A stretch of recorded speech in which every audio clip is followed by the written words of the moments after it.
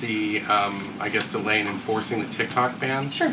Can you talk about how the White House understands its constitutional authority in light of the Supreme Court's decision in January that said that the president had to enforce the ban? Sure. Well, as all of you know, because the president put it out on his Truth Social today, he did sign an executive order to extend the TikTok ban for 90 days. So in the effort to make a deal. And the White House counsel and the Department of Justice have reviewed this executive order, and I can get it for you. I think it's on our website by now. If it's not, my team will now put it up immediately. And you can read the language in that executive order. And the White House counsel's office and the Department of Justice strongly believe in the legal rationale for this executive order. They wouldn't have the president's pen hit it if they didn't. And the political reasoning for this, of course, is because the president made a promise to keep TikTok on. There are 100 million Americans who use this app. It's widely popular. He also wants to protect Americans' data and privacy concerns on this app, and he believes we can do both things at the same time. So he's making an extension so we can get this deal done. Can I get a follow-up? Sure.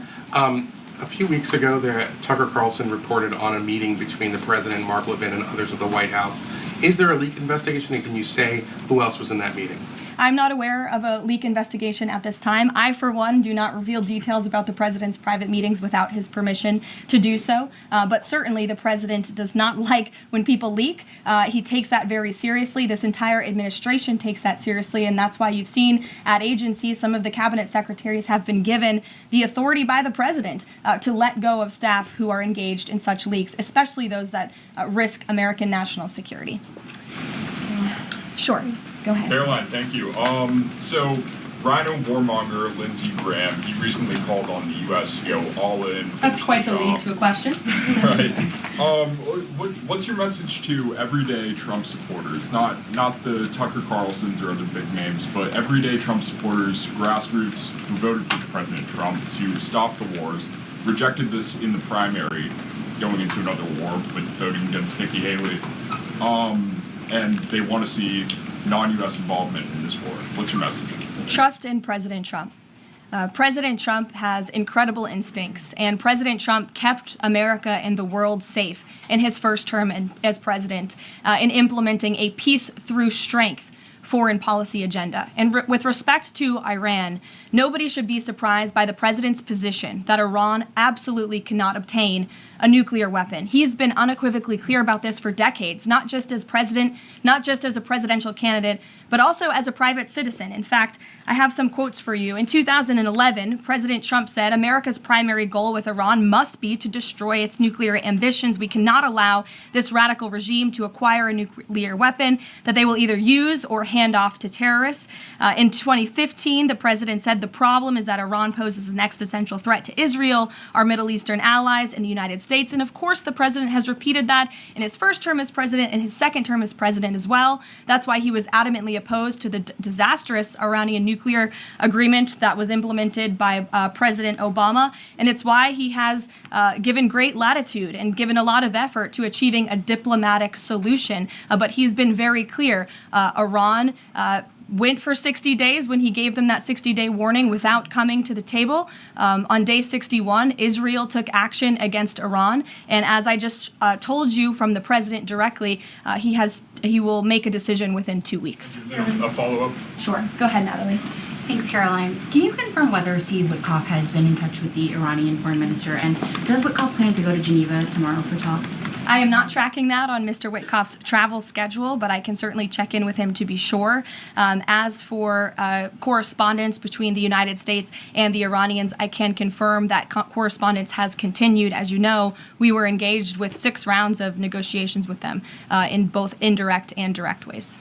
Thanks, Kelly. Just to clarify the president's statement just now, when he says that he'll make a decision in the next 2 weeks, is he saying that if Iran does not come back to the negotiating table within the next 2 weeks, that the president will strike? The president is saying that he will make a decision whether or not to go within the next 2 weeks. It's very clear and direct. And is he seeing any signs of progress? He obviously is holding out hope for negotiations, but is he seeing any inklings of progress that give him that hope that talks are still possible? Well, that's why he said in the statement that I just read for all of you, based on the fact that there's a substantial chance of negotiations that may or may not take place with Iran in the near future, he will make that decision within the next 2 weeks. What makes him think there's still a substantial chance is my question. I'm not going to get into the reasoning and the rationale the president believes that, but that's his position, and he will make a decision within the next 2 weeks. Karoline. Sure. Thanks, Caroline. President Trump has said previously in regard to Russia, he's used this phrase about 2 weeks several times in terms of like, we expect like a 2-week deadline and then you give another 2-week deadline. How can we be sure that he's going to stick to this one on making a decision on Iran? Well, in those deadlines, as you've seen in respect to Russia, Ukraine, might I add, these are two very different, complicated global conflicts, as you know, that the president inherited from our previous incompetent president in the weakness of the previous administration. And the president has spent a tremendous amount of time and effort cleaning up these crises that were caused by the last administration's just complete dereliction of duty on the world stage and American weakness. Now we have American strength again. With respect to Russia and Ukraine, because of that American strength and the president's leadership, we have seen these two sides engage in direct negotiations. And the last time the president said 2 weeks, you saw Russia and Ukraine have direct negotiations for the first time in years. And so the president is always interested in a diplomatic solution to the problems and the global conflicts in this world. Again, he is a peacemaker in chief. He is the peace through strength president. And so if there's a chance for diplomacy, the president's always going to grab it. But he's not afraid to use strength as well, I will add. Francesca. Thanks, Caroline. What exactly would a deal with Iran need to entail? No enrichment of a uranium, and it would absolutely not. Iran is not absolutely not able to achieve a nuclear weapon. The president has been very clear about that. And by the way, the deal that Special Envoy Witkoff proposed to the Iranians was both realistic and acceptable within its terms, and that's why the president is sent that deal to them. To follow up on what you told Natalie, are the talks that the United States is currently having with Iran direct, or are those through intermediaries? And if so, which countries are acting as the intermediary right now? Out of respect for the ongoing discussions and negotiations, I am not going to get into the details of them. We've provided you confirmation for now. Go ahead. Sure, and then behind you too. Oh, okay. So thanks. Sorry. On the topic of negotiations and talks, does the president have any hopes or specific expectations for the talks tomorrow between European foreign secretaries and their Iranian counterpart? Well, certainly the entire world is on the president's side when it comes to the fact that Iran cannot obtain a nuclear weapon. This is something that pretty much all of humanity, except for the Iranian terrorist regime themselves, agree upon. And so the president expects that Europe will deliver that message directly to the Iranians. Why does President Trump believe that this 90-day extension on TikTok will provide more runway, perhaps, than the previous extensions that haven't led to a divestment deal? Because it's more time to make a good deal. Simple question. Dasha? Thank you so much. I know things are going day by day right now. The president wants maximum optionality. Is the possibility of the U.S. getting involved in a regime change in Iran at all on the table at this point? And then I have one on Sure. The president's top priority right now is ensuring that Iran cannot obtain a nuclear weapon and providing peace and stability in the Middle East. And on Medicaid, Caroline, Sure. the Senate put forward Medicaid provisions, particularly a lower cap on state provider taxes that hospitals have said would lead to mass closures, particularly in rural communities. Is the president willing to sign a bill that includes those provisions that Republican senators like Josh Hawley say will lead to hospital closures? Out of respect for the ongoing discussions that the White House is very much actively involved in with our friends in the United States Senate, I won't comment on that specific provision. Look, the bill hasn't been sent to the president's desk yet. There's more room for change. The president, for one, I will reiterate, has been very clear on his priorities with respect to Medicaid. He wants to see waste, fraud, and abuse ridden from the system to protect it for tax-paying citizens who deserve those much-needed benefits. He wants to prioritize the sick, the needy, the poor in this country who deserve those benefits, not the 1.4 million illegal aliens who are receiving them. And he wants to make sure this one big, beautiful bill kicks those illegal aliens off of this program to preserve it and protect it and strengthen it for the American people. And the president has been very clear in that message to his friends in the Senate. Jackie. Thank you, Caroline. Sure. logistically, if the Iranians are getting to Geneva, does that mean they've found a way to get to the White House? I am not going to get into hypotheticals, but as you heard from the president yesterday, they have expressed interest in doing so. There's a lot of Philip. pressure on the president to come to the aid of Israel. There's a lot of pressure on him to finish the job with force. How is he balancing the concern that if he doesn't choose to do that, that it would send a message to Xi Jinping about the U.S. commitment to Taiwan? Well, the president enjoys a very respectful and cordial relationship with China's president. He has long maintained that, even in his first term. And China and the United States share many strategic interests, both in terms of economics and also, of course, global affairs and foreign policy as well. However, when it comes to balancing these different viewpoints, the president is balancing a lot of viewpoints, and he is listening not just to other world leaders, but to his advisors and to people here in the country and the American people too. And I think that's what makes this president such a great leader, is his ability to listen and make a good decision on behalf of the American public based on his instincts and his experience. Don't forget, this is a president who was here before, and the world was a much more peaceful and stable place when he left office than when he came back in after the past 4 years of complete incompetence by the previous president. Philip, go ahead. Thank you, Caroline. Two quick questions. When the president says Iran is very close to a nuclear weapon, is he relying on U.S. intelligence or intelligence sharing from an ally to make that assessment? It is a fact, and the United States government maintains this fact, that Iran has never been closer to obtaining a nuclear weapon. And then if the U.S. were to take some type of military action, would the president go to Congress to seek war authority? I'm not going to engage in hypotheticals. I gave you the statement from the president. He'll make a decision within 2 weeks. Thank you, Caroline. Sure. Go ahead. Thanks, Caroline. Mary and then Elizabeth.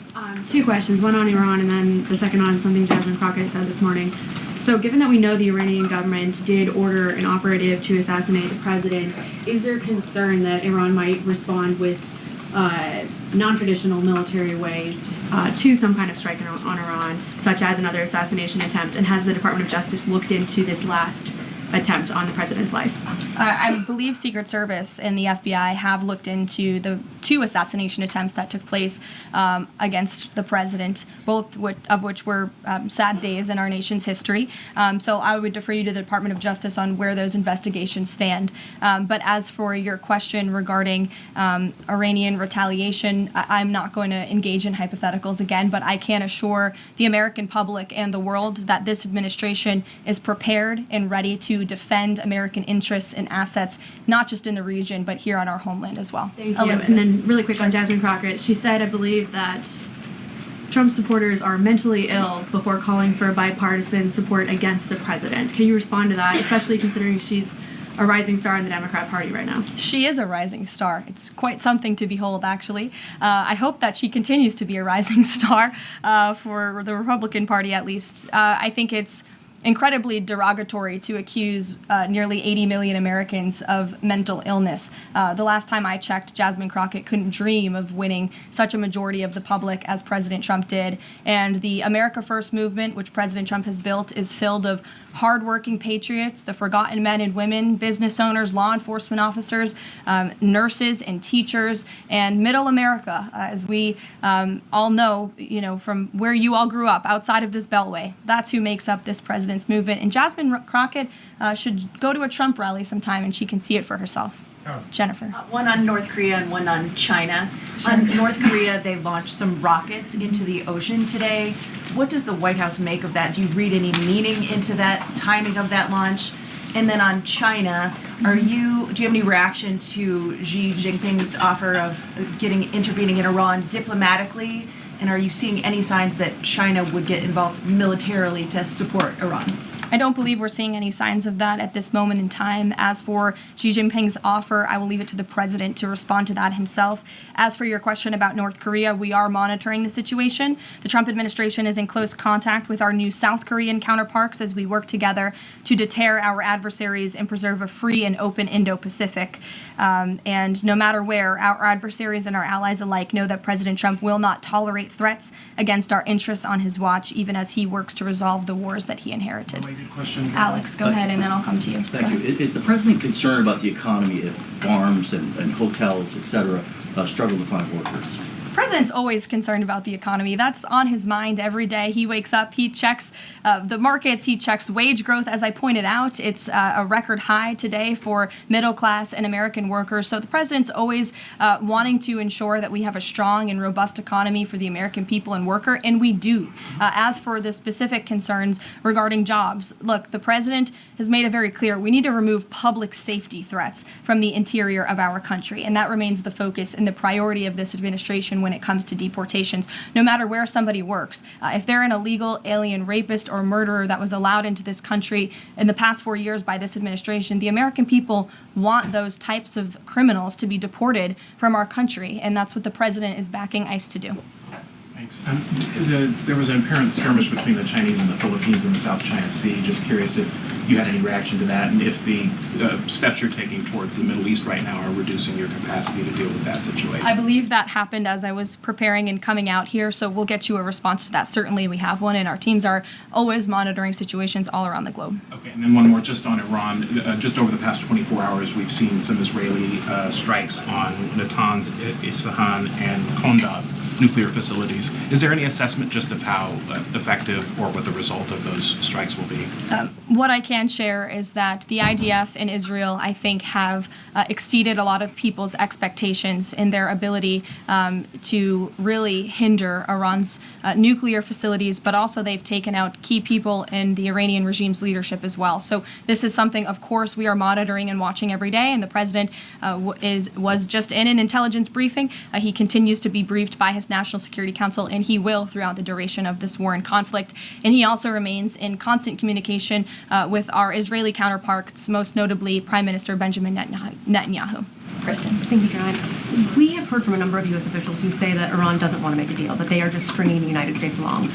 What is to say that they are not going to continue to do so if we continue to give them extensions, now 2 weeks before 60 days? Look, Iran is in a very weak and vulnerable position because of the strikes and the attacks from Israel. And with respect to the president's statement, I shared that with all of you. And he has been very direct and clear. Iran can and should make a deal. We sent a deal to them that was practical, that was realistic, or they will face grave consequences. Why is Steve Witkoff not participating in the talks this week?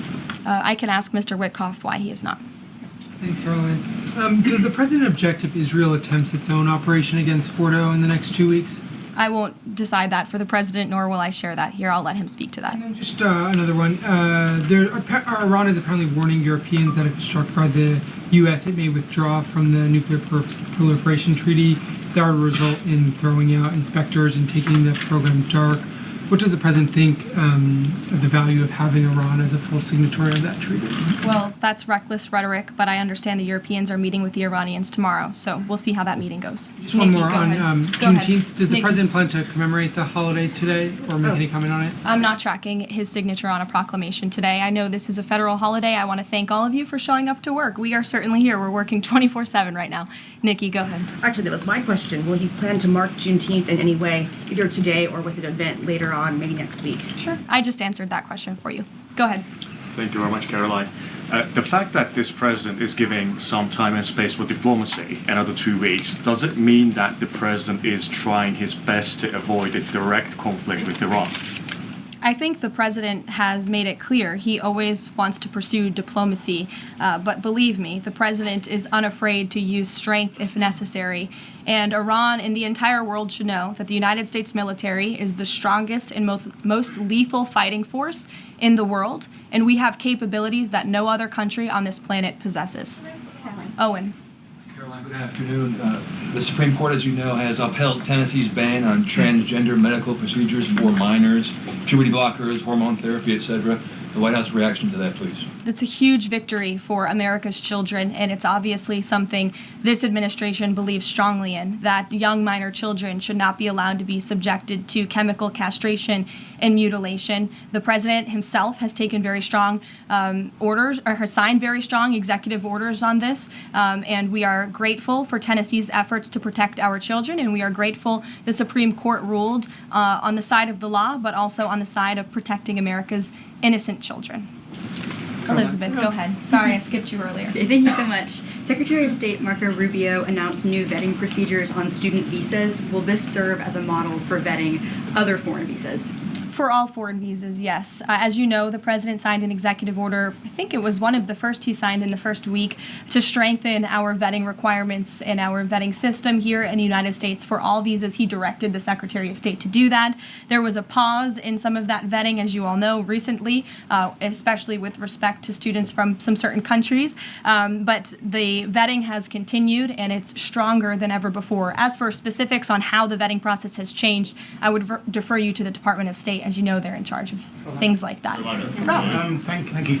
To what extent is this 2-week delay with Iran the result of interventions by the likes of Tucker Carlson, Marjorie Taylor Greene, or the entreaties of European leaders who want a de-escalation? Look, the president hears all voices across the country, and he makes decisions based on his instincts. And he has always said diplomacy is his first option. And is he still planning to attend the NATO summit next week? He is, yes. We will be departing from Washington on Monday morning, and hopefully we'll see some of you there. Kayla. Thanks, Caroline.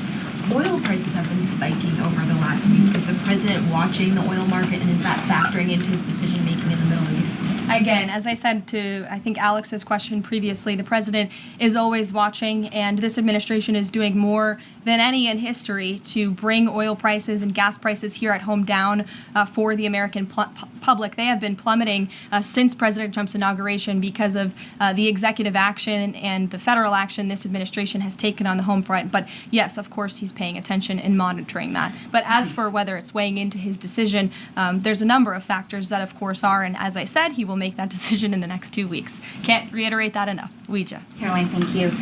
With regard to a potential deal, Iran has said it will not negotiate under duress. Does the president believe there should be a ceasefire in these next 2 weeks as the U.S. tries to broker a deal?